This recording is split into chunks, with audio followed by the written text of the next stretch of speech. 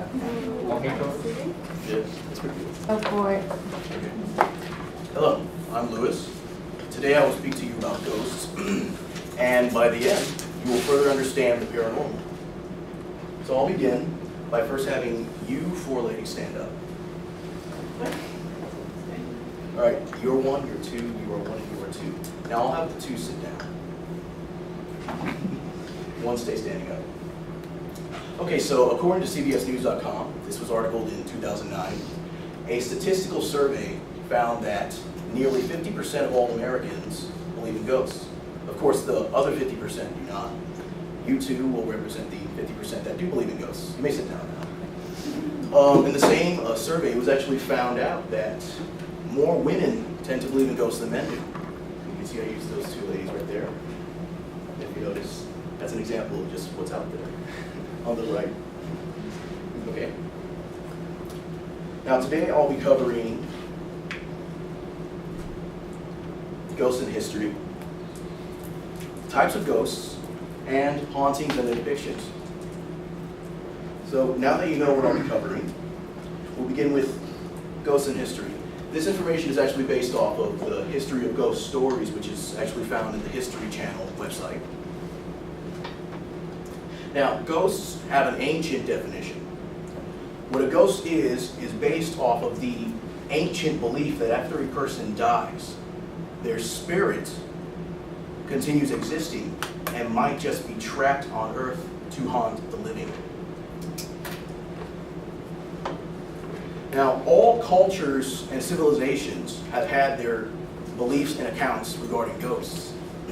Some examples might be the Native Americans. That's actually one of the best examples out there. Then there are the Asian civilizations and cultures with their vengeful ghosts. And there's also the European countries. So those are just a few examples. There's further, of course. Now there are famous historical ghosts. Three that will be mentioned are Anne Boleyn, Benjamin Franklin, and Abraham Lincoln. Anne Boleyn was actually the wife of Henry VIII, I believe. And she was actually executed inside of the Tower of London. Her ghost has actually been seen in the Tower of London as well. Benjamin Franklin's ghost has actually been seen in the Scholars Building in Pennsylvania. And then Abraham Lincoln's ghost, which actually tends to be the most popular ghost in the US, has been seen in numerous locations of the White House. So now that we've covered ghosts in history, we will now go to types of ghosts. This information is actually based off the Spiritual Research Foundation, which has to do with all things spiritual. There are known types of ghosts. You have the commoner. It's your simple, easygoing ghost that does not really reveal itself much. Then there's the spirit. The spirit tends to have far more influence than the commoner does. Spirits can communicate. They can move things. They can interact with the environment and so on. Then you have the demonic force. By definition, the demonic force is an evil spirit, often associated with hell. Many have claimed harm from spirits. This means physical and mental harm. Zach Bagans, a famous paranormal researcher and investigator who actually has his own show on the Travel Channel called Ghost Adventures, he has made it clear that any spirit who can cause physical and mental harm to a person is a demonic force. Now that we've covered the types of ghosts, we will move on to hauntings and their depictions. This information is actually based off of National Hauntings, the Architecture of Australian Ghost Stories by David Crouch. And it says that the most popular accounts and stories regarding ghosts have to do with those of haunted places and houses. This includes mansions, castles, train stations, you name it. Now, within hauntings, there is what is called poltergeist activity. A poltergeist is actually a ghost or spirit that is supposed to manifest its presence through things like knocking, noises, certain movement of objects, and so on. So that is how he or she represents their presence. And for every science, there's even a ghost science, and it's actually called spectrology. It's the study of ghosts, hauntings, demons, and so on. Now, with every science, there is a main tool that is used to research, and that is the EMF tracker regarding spectrology. If you're wondering what EMF is, it is electromagnetic fields, and that is what hauntings and ghosts are known to consist of. Now, in conclusion, I want you to remember that ghosts have an ancient definition. The ancient definition that is believed to be when a person dies, their soul remains existing and haunts the living. There are known types of ghosts. However, those who can cause physical and mental harm are demonic forces. And we all know demons are often associated with hell, and they are evil spirits. And now all cultures have their beliefs and accounts regarding ghosts. And thank you. Alright, I need 10% of the class to stand up. It would be, in this case, it would be just like one person. So, you can stand up, please. She represents the, the 14% of the class. In this case, it would be like 1.5%, so I'm gonna represent the 1.5. We represent the 14% of American households that own that do not own one digital camera. Thank you. According to a recent study from Consumers Electronics Association, 86% of American households now own at least one digital camera. But keep in mind, this is based on May 2011, so that percentage is, for sure, it's higher. I'm gonna talk about digital cameras, and by the end of the speech, you'll know a few interesting facts about digital cameras. Starting with history, camera body parts, and techniques. So a little bit about history. The first film picture was taken by Joseph Nicéphore Nice in 1826. It was taken in the back of his home in France, the first film picture. The digital era came in 1975 when Steven Sanson, an engineer working for Eastman Kodak Company, got together with a group of friends and created an 8-pound digital camera. You can relate to the size by the cassette on the sides where it recorded the images. That's a couple facts about history. Now a little bit about camera body parts. This is from a page in the about.com/digital photography website. Aperture, it controls the amount of light going into the camera. Of course, the bigger the aperture, the more light goes in, and the more close it is, the less light is going to come in. Shutter blades, they are in front of the image sensor. The shutter blades pretty much opens this is the image sensor right here. They open, and then the first one opens, and then the second one closes. That's the picture. They control the amount of light going into the camera. The ISO stands for International Standards Organization, but in reality, it's also a setting that you can change in the camera.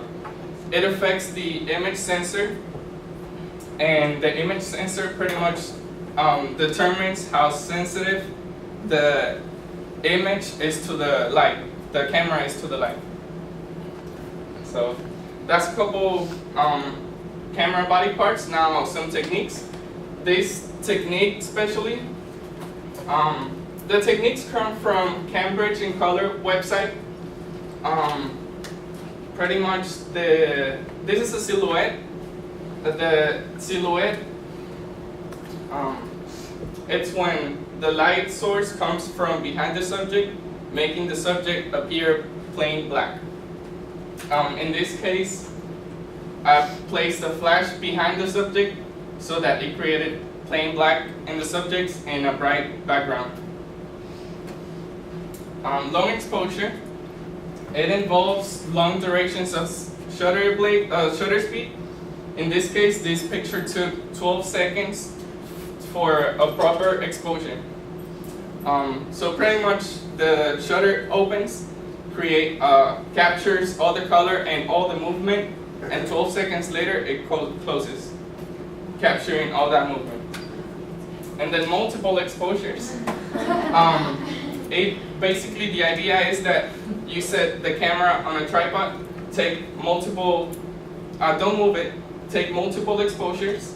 It doesn't have to be a person, it could be an animal or an object. It could be someone throwing a ball, and then you take multiple images, and with the help of image editing software, combine the pictures together. That's a few techniques that you can recognize. In conclusion, pretty much in 1826 was the first film picture.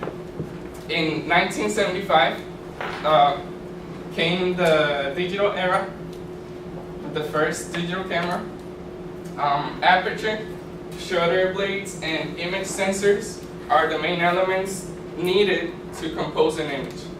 And also techniques that are really creative and fun.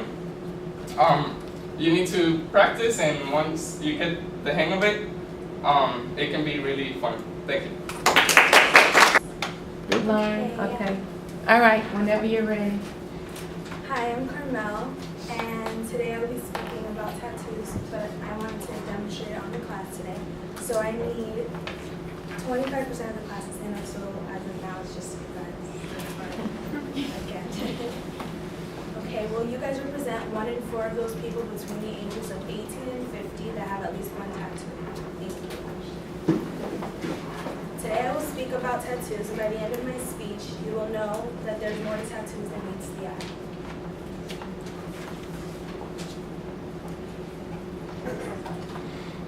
Today I'll be speaking about history of tattoos,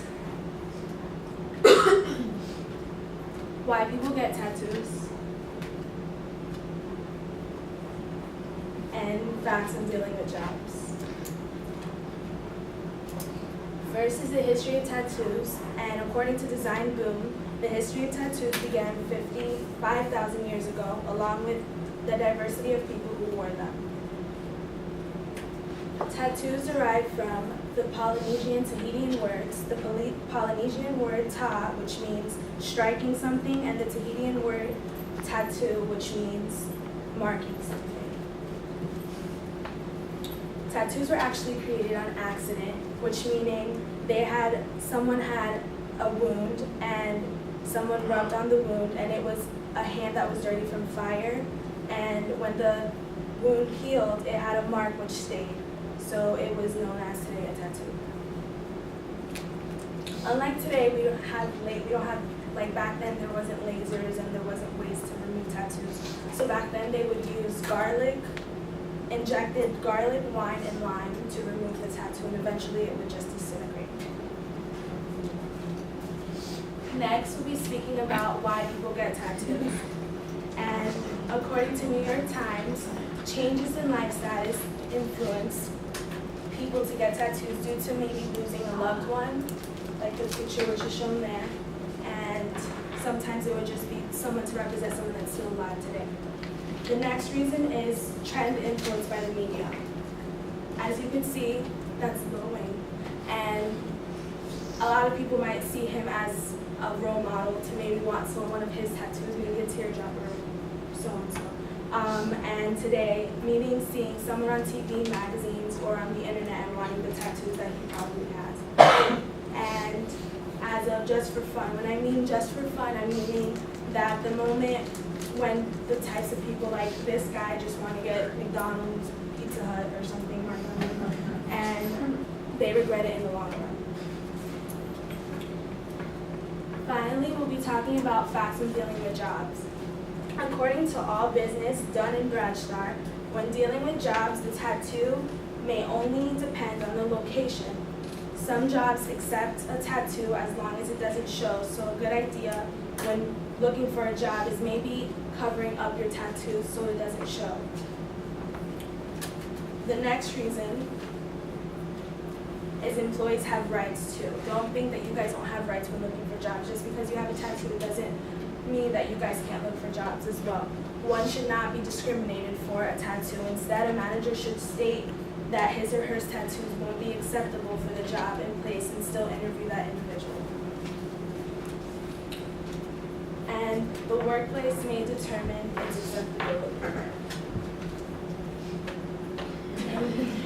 In conclusion, I want you guys to remember the history of tattoos, the injections. They don't have as much technology as we do have today, and employees have rights too. And there are some jobs who are accepting tattoos today. So that's the end of this. My name is Hunter, and today I'm going to be talking about the Electric Daisy Carnival, also known as EDC. Who here has heard of electric dance artists such as Afrojack, Borgore, or Calvin Harris? Okay, so this should be interesting. Today I will explain what the Electric Daisy Carnival is, and by the end of this presentation, you should probably be interested in attending next year. That fact is from the Electric Daisy Carnival website. We're going to start off by talking about the history of EDC, attending EDC today, and what all happens at this wild event, as well as some of the attractions at EDC. First, I'm going to start off by telling you about the history of the Electric Daisy Carnival, and this comes from Mark Schul of the Orlando Sentinel. The first Electric Daisy Carnival raid was held in 1997 at the Shrine Expo Hall in Los Angeles, California. Since 2009, EDC has entered a new state, and it brings electric energy with it. EDC is now in New York, California, Texas, and Florida. The festival packed an event in Los Angeles in 2010, making it the biggest electronic music festival outside of Europe and earning the nickname American Ibiza. Now that you know some of the history of the Electric Daisy Carnival, I'm sure you're curious to find out who attends this event and what all happens here. And this comes from Ann Lewis of Night News. EDC is an international dance music festival with a total of 750,000 attendees. That's from all locations that the festival stops at. As of 2012, EDC Orlando had approximately 20,000 attendees, but it does grow bigger each year. And with headliners such as Afrojack, Borgore, and Calvin Harris, this event is one that does not want to be missed. And those are only just a few of the major headliner artists that attend here. So now you can see just how big EDC is and some of the big names that attend. And now I'm going to talk to you about some of the attractions of EDC, because it is an actual carnival. It's not just a music festival. And this comes from Chris Martins of Spin Magazine. EDC is an actual carnival, like I said, with rides, fireworks, and in some locations, extravagant events such as skydivers flying during the show. And they also have pyrotechnicians who do cool things with fire and all that during the show. And each EDC event is typically a 3-day event that runs from dusk till dawn. But the one in Orlando is only a 2-day event, and it only runs till midnight because of people in the surrounding area. They just have to use common courtesy and not keep everyone awake. And EDC is famous for its crazy light shows and chest-pounding bass, and each event follows its own light-inspired theme. Now, each stage at EDC is filled with lights and speakers, and you can feel the bass to the ground as the music's going on. And for example, in Texas, the light theme that they had there was Alice in Wonderland. So as you're walking through, you feel like you're in the Wonderland with all the lights the way they're decorated and designed. Now this event only comes around once a year and has tons of cool stuff, and I really recommend going because I've been myself and it is a lot of fun and a great experience. I guess a lot of people have been here too. And there's so much going on, such as Orlando has 20,000 attendees, but it does grow bigger each year. Big names such as Afrojack, Borgore, and Calvin Harris all attend. That's only a few of the hundreds that go to this event. And EDC is an actual carnival with cool light shows and rides and all that. As an audience, I hope you're intrigued to attend next year, and I hope that you remember just what exactly goes on at this event and how cool it is. Thank you. Go ahead. Well, all of you guys are part of what's causing global warming. Automobiles are the leading cause of air pollution, releasing 76% of carbon dioxide into the air. This is one of the major issues causing global warming. Carbon dioxide hurts our environment by adding to the greenhouse effect, damaging our air quality, and depleting the ozone. Today I'm going to talk about global warming, the changes in weather patterns, how it diminishes food and water supplies, and the many ways of recycling. Global warming has created big changes in weather patterns. With hot temperatures, warmer waters in the oceans pump more energy into storms, making them stronger and destructive. In future years, storms with less intensity will cause more damage as higher sea levels make storm flooding and erosion. Global warming has also created droughts in countries where they usually experience hot summers. Scientists are expecting desert areas to increase as there are longer periods of warm, hot and dry temperatures. These extreme changes in weather and climate will be the most visible impact of global warming. This information came from Al Gore in his documentary An Inconvenient Truth. Now I'm going to talk about how global warming diminishes food and water supplies. One of the major issues about global warming is how it's the cause for malnutrition, diarrhea disease, and malaria, especially in third world countries like Africa. These diseases are highly climate sensitive and are expected to worsen as they are longer as the climate changes. Agriculture and fishery are highly dependent on specific climate conditions. With higher droughts and storms, crops are getting very hard to grow. Same as crops, animal species can only survive with specific climate and environmental factors. With global warming, some conditions have changed beyond tolerance, threatening the extinction of species who are unable to adapt. Arctic and marine ecosystems are undergoing changes and are affecting the species that are living in it. Overall, global warming makes it more difficult to grow crops, raise animals, and catch a fish the same way and the same place as people have done it in the past. Now, I am going to talk about the many ways of recycling.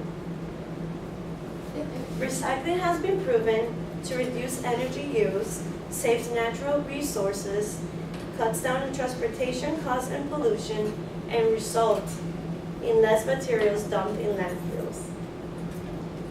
One of the ways of recycling is by recycling aluminum and plastic.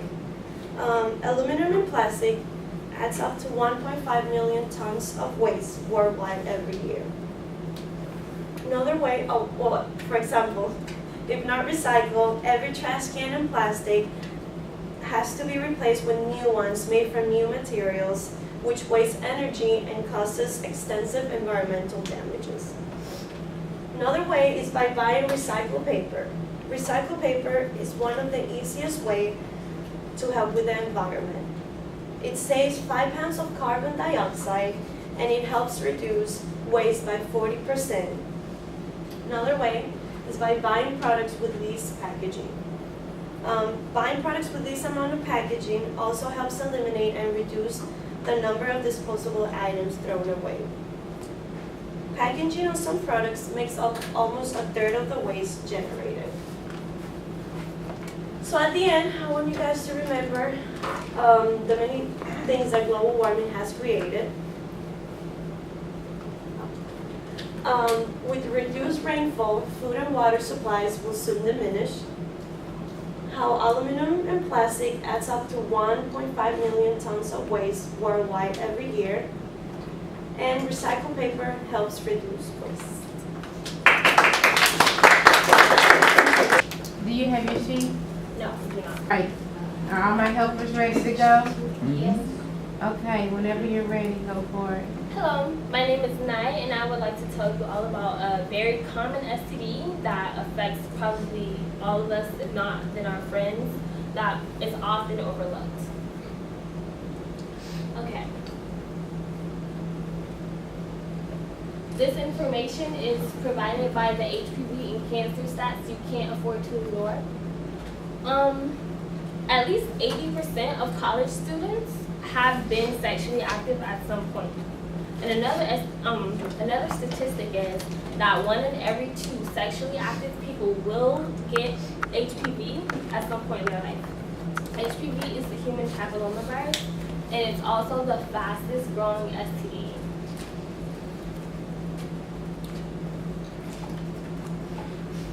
Protect My Kitty is an organization that provides education, awareness, and prevention, and tries to reach out. It is mostly about HPV. Today I will teach you to don't be naive, the health risk of HPV, and how to prevent it.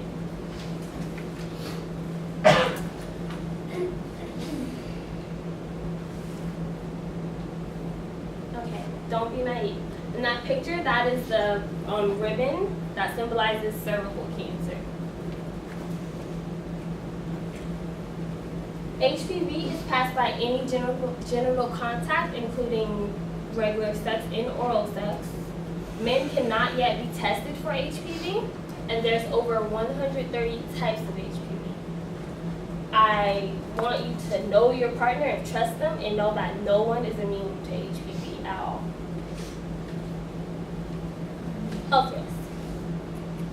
HPV is the leading cause of cervical cancer, and is also the leading cause of mouth cancer, which is now above tobacco use.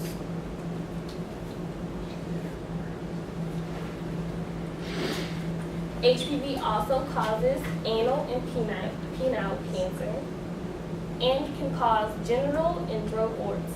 In that picture, that is a female that has genital warts from HPV. Sorry, it's very graphic, but we all need to see it. Preventing HPV. This is information I got from Healthy Women by Marie Savard. Okay. Preventing HPV, the number one way to do that is to be abstinent. That's the only sure way to prevent any STD. Practicing safe sex is another way to prevent HPV, and that is by using condoms and knowing your partner. There's a vaccine for HPV, which still does not make you immune because it only covers a few of the types of HPV. It is recommended as early as age 9. It consists of 3 shots at different times, about a month between each shot. And another way to prevent is to get a pap smear every 2 years. It is recommended that women get pap smears by the time they start their menstrual cycle. Things to think about, some questions for you. I want you to think about, have you been practicing safe sex? Have you been getting tested regularly? Have you been vaccinated? Have you been getting regular pap smears? And are you honest with your partner?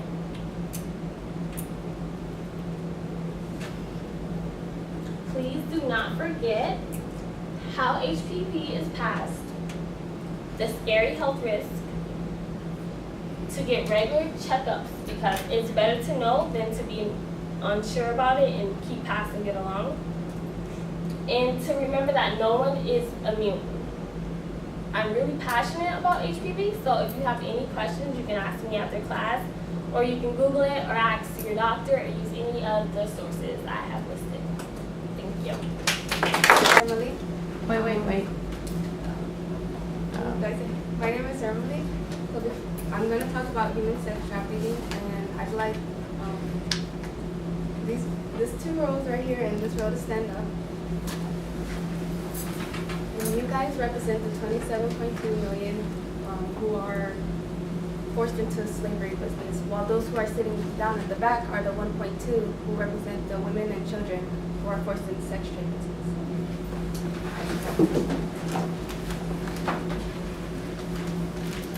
And according to Carl Siphart, 27.2 million men, women, and children are forced into the slavery business, while 1.2 million women and children are deceived, abducted, or sold into the sex trade business. Today, we will dive into the depth of human sex trafficking, and by the end of this presentation, You will know some facts that you do not know and how you can be aware of it in your daily life.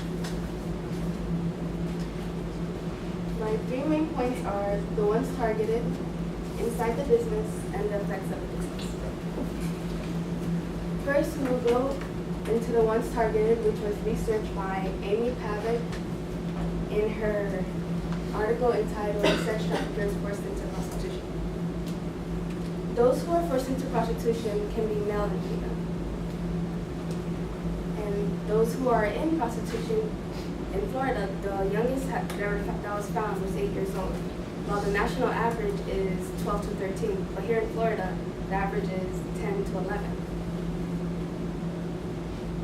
Those who are forced into the sex trafficking business, it can be found everywhere, like here, Asia, Europe, and to be recruited in the prostitution business, they find you by the malls, bus stops, and any public places. Now that we have talked about the ones targeted, we will now look inside the business of the sex trade, which was researched by Amanda Rodriguez in her article entitled Human Sex Trafficking. Those who engage in prostitution, they have to have sex with these clients up to 10 to 15 times a day. And in Thailand, the certain jobs that they do is like they would have sex with the person, like sex massages for 30 minutes, full sex for an hour, they'll spend a day with them or even a week. And if you were to calculate how many times that week that the person had sex, it's up to 70 to 105 times. The business occurs in many places, like you would never think a karaoke club, I'd never think that you have sex there. Saunas, Western style bars, brothels, which places prostitutes meet the men. And in order for these women to be controlled, the people, they use tactics such as drugs, emotional tactics, saying that they give them a better lifestyle or marriage, and even use financial situations to get them to be controlled.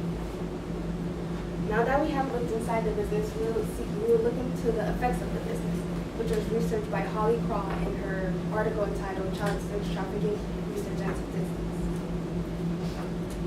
Those who are in the business are usually runaways, and that could be due to parental abuse, emotional abuse, neglect, homelessness, and domestic violence. When you're in the business, you can never get a day off. And people are hit with whips, they're burned with cigarettes, they have broken bones, go through starvation. And for females, sadly, when you go through your menstrual cycle, you have to use sponges. And as for those who survive, they have problems that, as they survive, which are like sexual transmitted infections, drug addiction, trauma bond, relationship issues, trust issues. They could go through suicidal thoughts, have back pain, stomach pain, and post-traumatic stress disorder. Now that we have talked about the effects of the business, I'll now go into the conclusion. And 3 facts that I want you to remember is that those forced into prostitution can be as young as 8 years old. People can be recruited in public places such as bus stops, the mall, and you can never get a day off.